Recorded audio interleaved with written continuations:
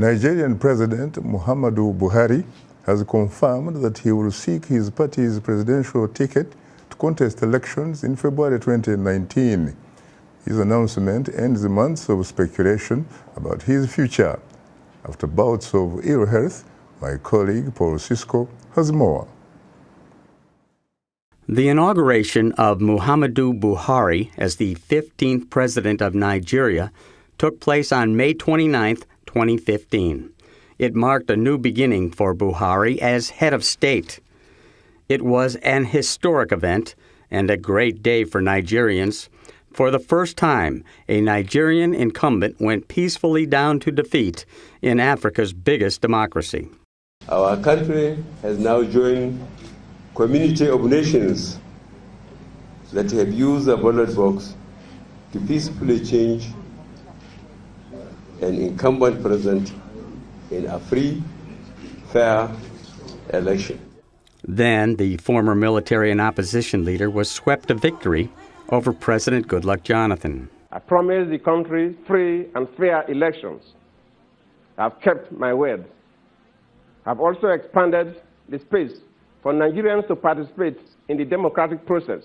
On April 9th, following a meeting with executive members of the ruling All Progressive Congress, President Buhari announced on his Twitter account that he's seeking a spot on the APC's presidential ticket and a second victory and term in the nation's February 16, 2019 presidential poll.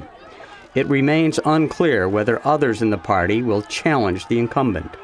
President Buhari spent part of 2017 in London receiving treatment for an undisclosed illness. After more than 100 days in the hospital, throngs of cheering Nigerians welcomed his return to Abuja last August. He met with British Prime Minister Theresa May at 10 Downing Street this week, at least in part for the meeting of the Commonwealth heads of government ongoing in Britain through Friday. Buhari became president under a faltering economy and facing severe security threats and challenges from the Boko Haram terrorist group.